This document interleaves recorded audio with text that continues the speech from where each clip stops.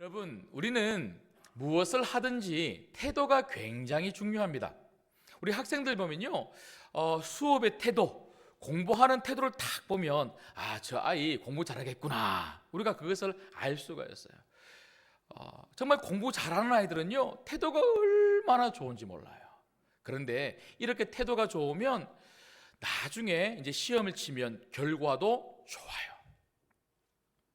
그런데 우리의 삶 속에서 우리가 살아가는 삶의 태도도 참 중요하고, 학생들 같으면 공부하는 태도도 참 중요하지만, 영적인 부분에서 영적인 태도가 얼마나 중요한지 모릅니다. 기도하는 태도, 예배하는 태도, 말씀을 듣는 태도, 말씀을 읽는 태도, 교회에 와서 또 성도들을 섬기는 태도, 모든 태도가 하나님이 다 보고 계시고, 정말 그 좋은 태도 가운데 하나님이 정말 축복해 주시고, 그 사람을 하나님 복되게, 그 가정을 복되게 만들어 주신다는 거죠. 여러분, 저는 요즘 신방을 굉장히 많이 하면서 너무 이렇게 감사하고 또 성도님들을 만나면서 참 기쁨을 지금 누리고 있는데요. 정말 대부분의 성도님들 가정에 가면 성도님들께서 신방을 얼마나 사모하면서 기다렸는지 그게 막 느껴져요. 눈빛에서부터 우리 목사님 오셨다, 우리 목사님이 하나님과 함께 오셨다, 오늘 하나님이 놀랍게 축복하시겠다, 이런 눈빛으로 막 꿀이 막 떨어지는 거예요. 그러면 들어가는 순간부터 마음이 활짝 열리면서, 여러분 솔직히 신방을 3가정 4가정 이렇게 하는 것이 매일처럼 이렇게 하는 것이 쉽지는 않습니다. 그런데 눈 녹듯이 마음이 싹 열리면서 녹아지면서 막 제가 준비한 것 이상으로 하나님이 막 말씀이 나가게 하시고, 기도하는데 막 축복하며 기도하는 게 너무 행복하고 너무 기쁜 거예요. 어떤 분들은요, 신방을 받으시면서 금식하시면서 그렇게 기다리는 분들도 계시더라고요.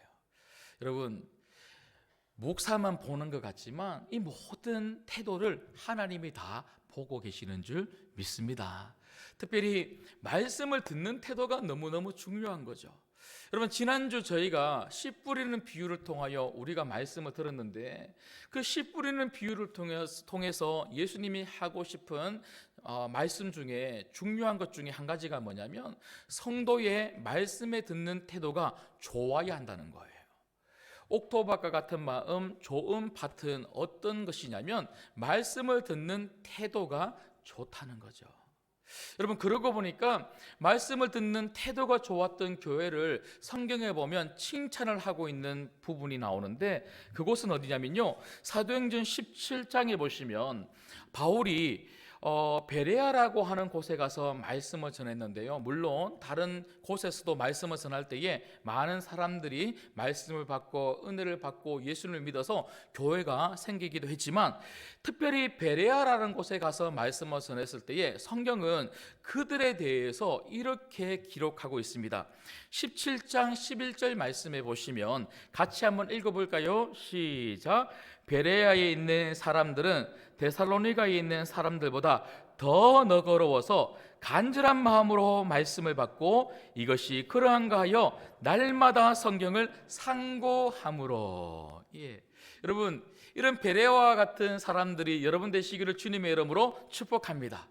다 같이 말씀을 들어도 더 간절히 말씀을 사모하면서 듣는 사람들, 더 간절히 말씀을 사모하면서 듣는 교회가 있더라는 거예요. 여러분, 이 인천에서 제일 말씀을 간절히 듣는 교회가 우리 신광교회가 되기를 주님의 이름으로 축복합니다. 정말 그렇게 되었으면 좋겠어요. 제가 지난주 수요일에 저녁에 계산교회 가서 말씀을 전했거든요. 계산교회 성도들 얼마나 훈련이 잘 돼 있는지 다 강단에 올라섰는데요, 막 마음을 활짝 열고 말씀을 막 그냥 빨아먹으려고 막 준비하고 계시더라고요. 솔직히 좀 부럽더라고요.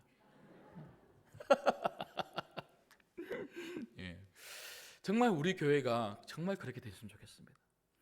여러분, 오늘 여기 교회는요, 여러분 일하러 오신 거 아니잖아요. 봉사하러 오신 거 아니에요. 여러분, 봉사보다 더 중요한 것은 말씀 듣는 것인 줄 믿습니다. 예. 섬기는 것보다 더 중요한 것은 말씀 듣는 거예요. 여러분, 오늘 우리는 말씀 들으러 온 거예요.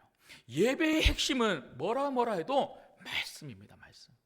그래서 오늘 이 베레아 성도들처럼 말씀을 정말 간절히 듣는 것, 이게 바로 옥토밭, 좋은 밭이라는 거죠. 그런데 정말 좋은 밭은요, 오늘 베레아 성도들을 보니까 어떤 마음밭을 가지고 있었냐면 말씀을 마음에 남겨두고 삶의 자리로 가더라고요.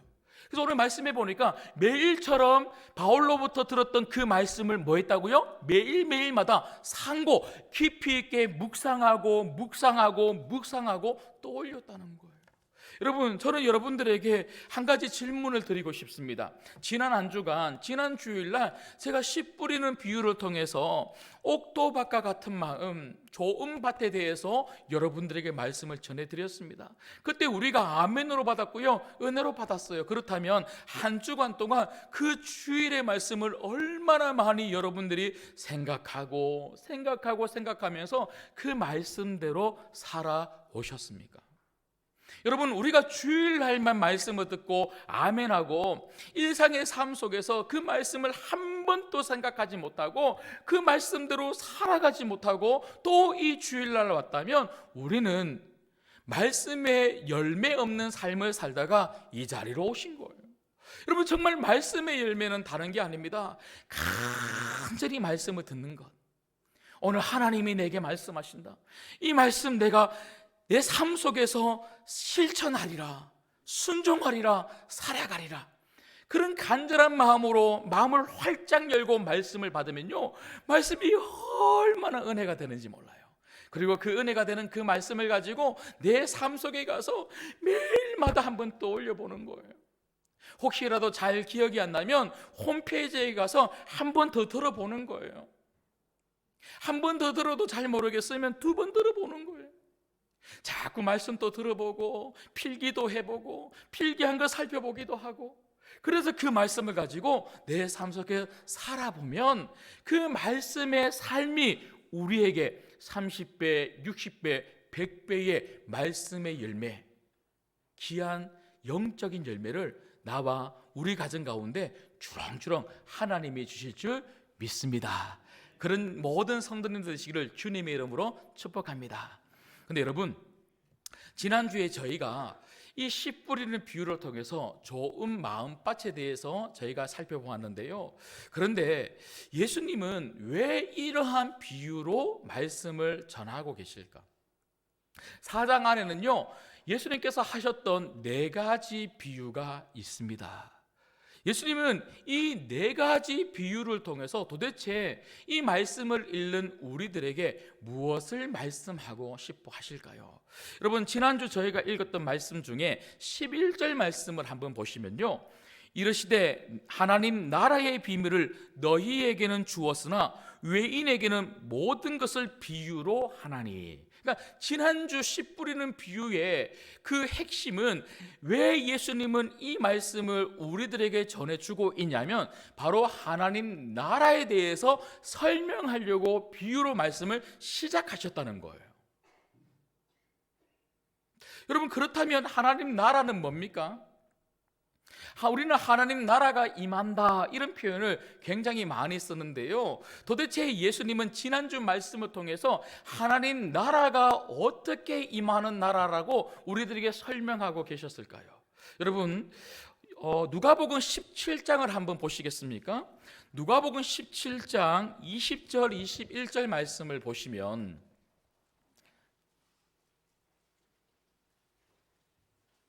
예수님이 아주 명확하게 하나님 나라에 대해서 이렇게 말씀합니다. 자, 누가복음 17장 20절 21절 말씀을 같이 읽습니다. 시작. 바리새인들이 하나님의 나라가 어느 때에 임하니까 묻거늘 예수께서 대답하여 이르시되 하나님의 나라는 볼 수 있게 임하는 것이 아니요 또 여기 있다 저기 있다도 못하리니 하나님 나라는 너희 안에 있느니라. 여러분, 하나님 나라는 어디 있다고요? 너희 안에 임하는 나라가 하나님 나라랍니다. 여러분, 그렇다면 너희 안에 임한다. 이 말이 무슨 말일까? 여러분, 여기서 예수님이 너희라고 했을 때는요, 사실은 제자들도 거기 있었지만 누구도 있었냐면 바로 이 질문을 하고 있는 바리새인들도 있었던 거예요. 여러분, 예수님이 하나님 나라가 바리새인들아 너희 마음 안에 있다 이렇게 말씀하시는 걸까요? 물론 우리가 이 말씀을 해석할 때에 하나님 나라는 우리 마음 속에 임하는 나라, 이렇게 우리가 분명히 해석할 수가 있습니다. 그렇지만 오늘 예수님이 누가복음 17장에서 너희 안에 있다고 이야기할 때는요, 그 바리새인들 안에 지금 누가 있냐면 이 말씀을 하고 있는 예수님이 있다는 거예요. 그래서 바리새인들에게 하나님 나라는 바로 누구라는 것입니까? 예수님이라는 거예요.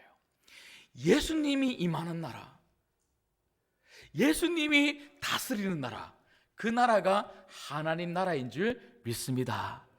근데 다시 본문으로 돌아와서, 그래서 예수님이 지난주에 좋은 마음밭에 심겨진 그 씨앗, 하나님 말씀을 이야기하면서 이것과 하나님 나라를 연결하여 그 제자들에게, 그리고 이 말씀을 읽는 우리들에게 설명하고 있는데, 그때 하나님 나라는 어떻게 임하냐면 하나님 말씀, 살아있는 말씀이 우리 마음속에 들릴 때 그 말씀으로 인하여 우리가 누구를 믿게 된다는 것입니까? 바로 예수님을 믿게 된다는 거예요. 그 예수님을 믿게 될 때 우리는 더 이상 내가 내 인생을 살아가지 아니하고 내 안에 예수 그리스도, 살아계시는 그 예수님으로 인하여 살아가는 예수의 사람들, 구원받은 그리스도인이 된다는 거죠. 여러분, 그래서 베드로는요, 베드로전서 1장 23절에 이 부분을 이렇게 설명하고 있습니다. 너희가 거듭난 것은 썩어질 씨로 된 것이 아니요 썩지 아니할 씨로 된 것이니 살아있고 항상 있는 하나님의 말씀으로 되었느니라. 아멘. 하나님 말씀은 살아있대요. 근데 그 살아있는 하나님 말씀을 우리가 들을 때에 그 말씀으로 인하여 우리가 뭐 했다고요? 거듭났다, 구원받았다 이야기를 하고 있는 것이죠. 여러분, 오늘 또 여러분 마음속에 살아있는 이 하나님 말씀 때문에 예수님이 여러분 인생을 구원하여 주신 구주, 주인으로 살아계시는 줄 믿습니다. 예수님이 여러분 마음속에 말씀으로 살아계시다면 예수님이 여러분을 다스리고 계시는 줄 믿습니다. 그렇다면 여러분 마음부터 하나님 나라가 이미 시작된 줄 믿습니다. 그래서 오늘 또 이미 시작된 하나님 나라, 여러분 마음 가운데 시작된 그 하나님 나라, 그 하나님 나라의 마음을 활짝 열고 오늘 또 하나님 말씀이 여러분을 주관하시도록, 살아있는 생명의 말씀이 여러분을 인도하시도록 맡겨드려야 된다는 거예요. 자, 그런데 오늘 저희가 읽었던 이제 두 번째, 세 번째, 네 번째 예수님의 그 비유의 말씀을 보면, 여러분 마가복음 4장에는 네 가지 비유의 말씀이 나온다고 제가 말씀을 드렸는데, 첫 번째는 저희가 지난주에 살펴보았던 씨 뿌리는 비유를 살펴보았고요. 그 다음 두 번째, 세 번째, 네 번째 비유가 뭐냐면 등불 비유, 세 번째 비유는 자라나는 씨 비유, 마지막 네 번째 비유는 겨자씨 비유입니다. 여러분, 그렇다면 이 두 번째, 세 번째, 네 번째 비유는 무엇을 말하는 것일까? 역시나 예수님은 지난주 저희가 살펴보았던 것처럼 씨 뿌리는 비유를 통해서 우리 마음속에 하나님 말씀, 생명의 말씀으로 시작되는 하나님 나라에 대해서 그렇게 말씀하시고 난 다음에 그 하나님 나라에 대해서 더 구체적으로 두 번째, 세 번째, 네 번째 비유를 통하여 우리들에게 말씀하고 있더라고요. 여러분, 예수님이 이 땅에 오셔서 예수님이 우리들에게 보여주신 가장 중요한 관심은 바로 하나님 나라였습니다. 예수님이 이 땅에 오셔서 하나님 나라를 설교하셨고 하나님 나라를 전파하셨고 하나님 나라를 위해서 십자가에 달려 죽으신 거예요. 예수님이 정말 그러하셨다면, 우리가 그 예수님으로 말미암아 우리 마음속에 하나님 나라가 임하고 있다면 우리의 관심도 하나님 나라여야 되는 줄 믿습니다. 그런데 우리의 관심은 어디예요? 내 나라 아닙니까? 내 나라. 자기 나라. 우리 가정 잘 되는 거, 내가 잘 되는 거, 잘 먹고 잘 사는 거. 너희는 먼저 그의 나라와 그의 의를 구하라. 그리하면 이 모든 것을 더하여 주시리라.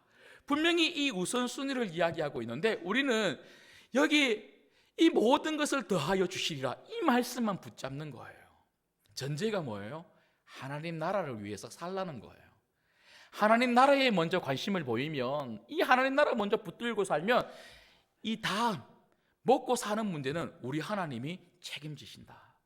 여러분, 이것을 믿으시기를 주님의 이름으로 축복합니다. 자, 그렇다면 오늘 말씀을 통해서 예수님이 말씀하신 두 번째, 세 번째, 네 번째 비유의 말씀을 우리가 살펴보면서 하나님 나라에 대해서 조금 더 구체적으로 몇 가지 살펴보려고 합니다.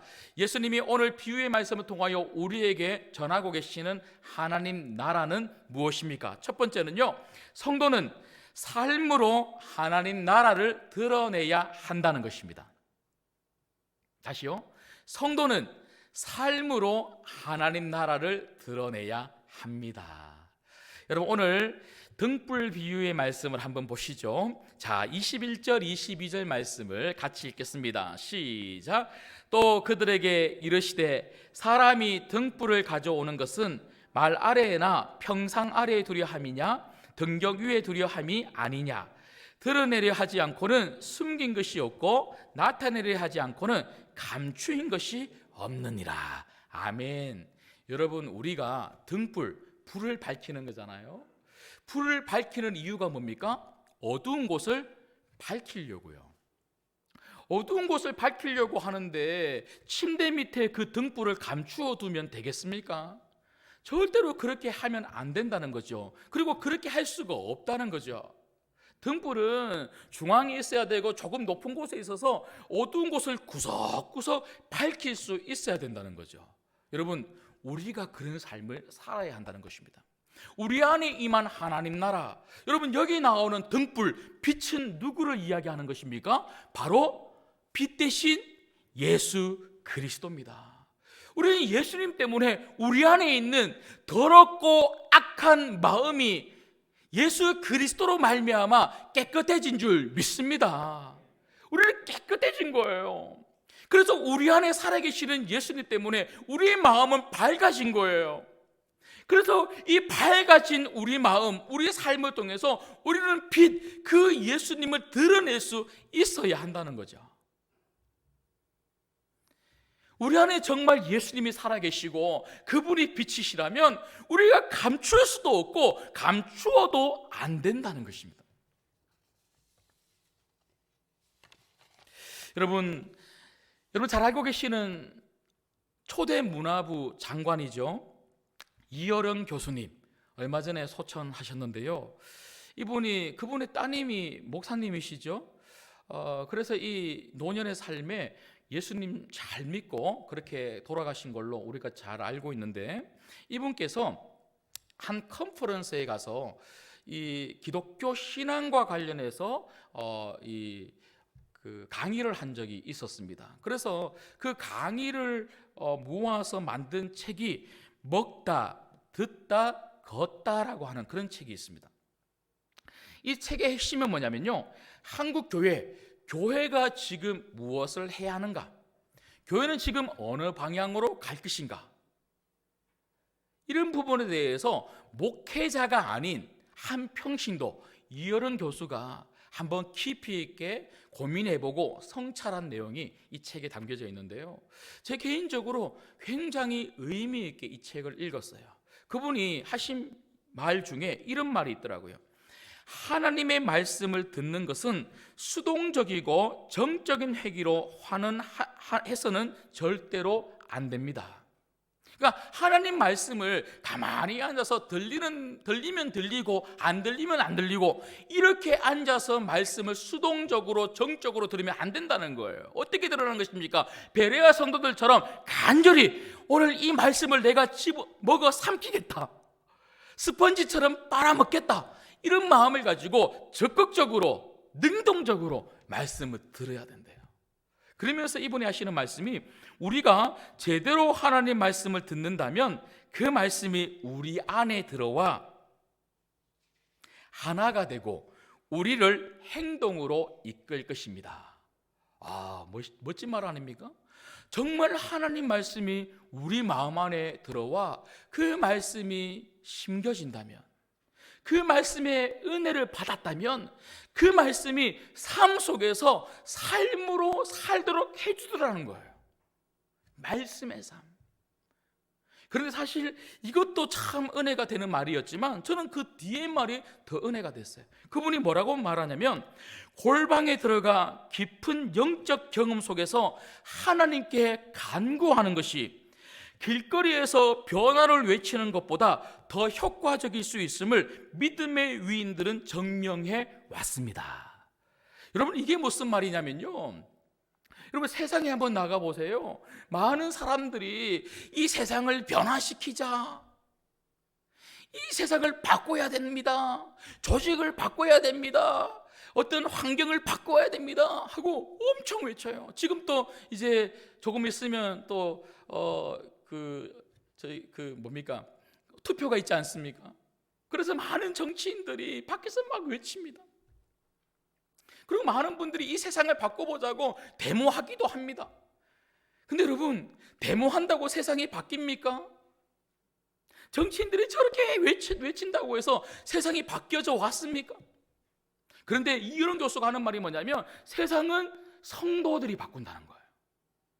정말 깊은 영적인 체험 속에서 하나님 말씀을 마음속에 남기고 그 말씀 붙들고 깊이 있게 기도한 그 성도들, 하나님 말씀으로 인하여 진정으로 변화된 성도들, 하나님 말씀으로 인하여 정말 통치함을 받고 그 예수 그리스도의 인도함을 받는 그 성도들이 가는 그 세상, 그곳이 달라지는 거라고 믿음의 선조들이 그것을 우리들에게 보여주었다고 그렇게 이야기를 하고 있더라고요. 여러분, 저는 간절히 소망합니다. 우리 신광교회 성도들이 그런 성도들 되기를 주님의 이름으로 축복합니다. 성도가 가는 곳은 달라야 돼요. 성도는 달라야 된다니까요. 성도는 마음에 예수 그리스도를 품고 살아가는 성도들이기 때문에 생명의 말씀으로 변화되고 생명의 말씀으로 구원받은 성도들이기 때문에 생명의 말씀이 있는 하나님의 백성이기 때문에 하나님의 백성은 달라야 되는 거예요. 가정에서 하나님 백성은 달라야 되고요, 직장에서 주변의 사람들이 예수 믿는 사람은 뭐가 달라도 달라, 저 사람 때문에 우리 회사가 바뀌었어, 저 친구 때문에 우리 학교가 바뀌었어, 여러분 우리 신광교회 때문에 주안이 바뀌고 인천이 바뀌기를 주님의 이름으로 축복합니다. 여러분, 정말 저는 그게 제 기도 제목이에요. 하나님, 우리 신광교회 때문에 인천이 살만한 땅으로 바꿔 주시옵소서. 살고 싶은 땅, 자꾸 찾아오는 땅, 교회가 그 역할을 할 수 있어야 되는 거예요. 여러분, 빛을 드러내야 할 사람들이 빛을 드러내지 못하니까 저 세상은 원래 어둡다니까요. 어두운 세상 속에서 우리가 빛을 드러내줘야 저 세상이 조금이라도 밝아질 텐데, 우리가 여전히 저 세상 속에서 어둡게 살아가니까 저 세상이 얼마나 칠흑처럼 깜깜한지 모르겠어요. 그런데 더 문제는요, 세상 사람들이 자기는 어두우면서 어두운 우리를 자꾸 욕한다는 거예요. 제가 지난번에도 말씀을 드렸잖아요. 기독교 이 교회를 바라보는 세상 사람들의 시각이, 신뢰도가 32%에서 18%로 뚝 몇 년 사이에 떨어졌다니까요. 그런데 제가 그 조사한 연구 결과를 보니까요, 왜 교회를 신뢰하지 못합니까? 이 질문에 성도들의 말과 행동을 신뢰할 수 없다, 그렇게 대답을 하더랍니다.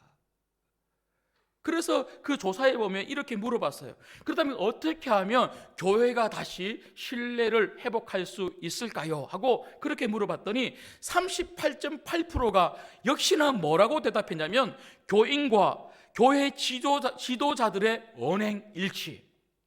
저 같은 목사나 우리 성도님들이 말한 대로 좀 살아달라, 이 말을 하고 있더라고요.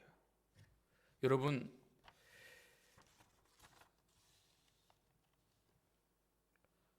성도는 하나님 말씀을 마음에 가지고 사는 사람들입니다. 그리고 그 하나님 말씀을 인하여 예수님의 다스림 가운데 있는 하나님 나라를 누리고 있는 사람들이 성도인 줄 믿습니다. 그렇다면 우리가 가는 그곳이 그 하나님 나라가 드러나야 되고요, 정말 말씀의 삶이 드러나서 하나님의 통치가 있다는 것이 보여지는 그런 가정, 그런 학교, 그런 직장이 되어야 될 줄 믿습니다.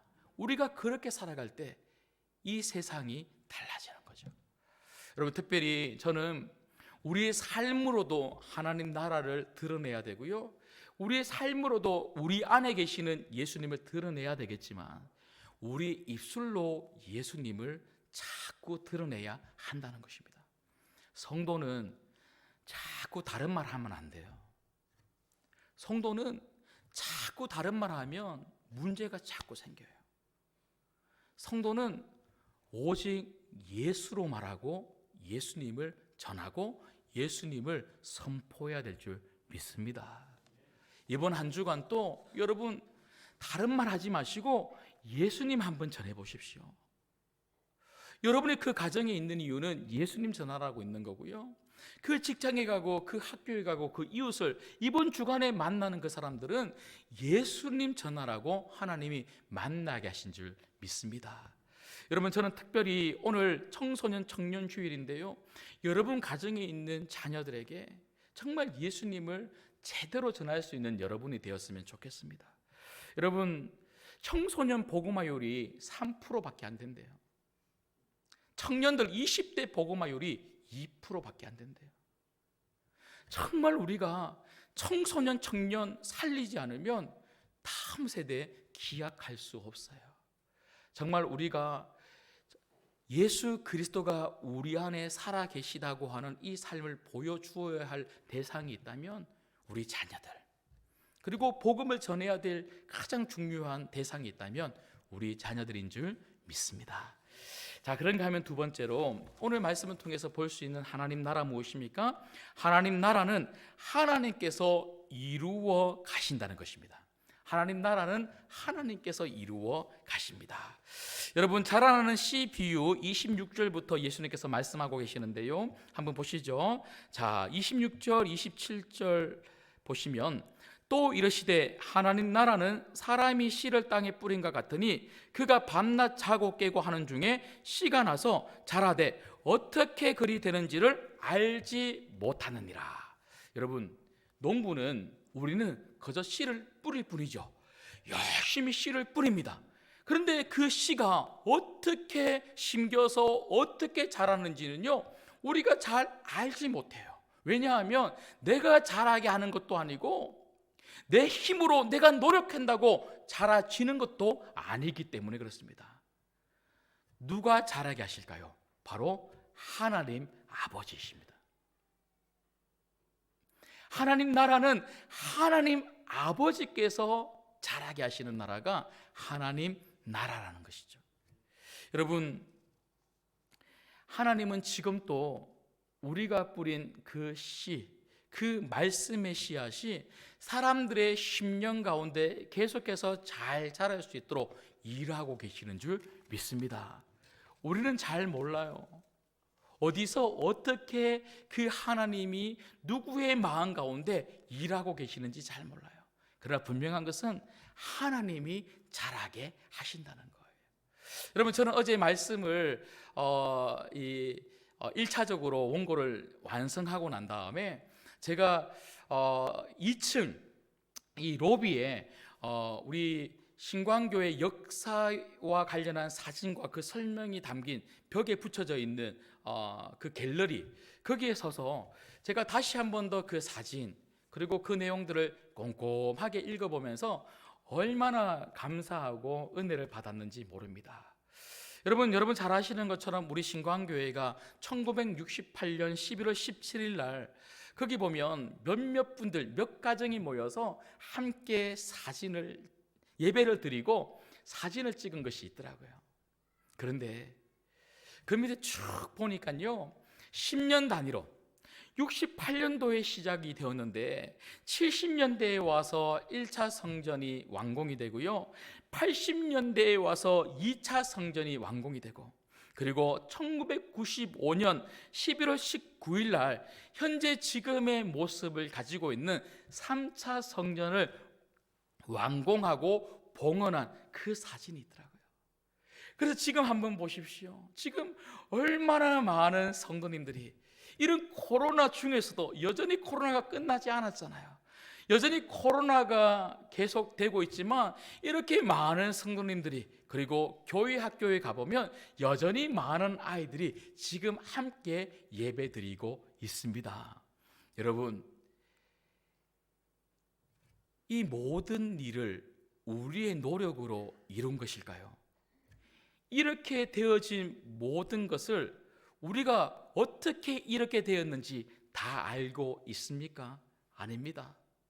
처음 시작했던 분들은요, 이렇게 될 거라고 생각을 못했을 거예요.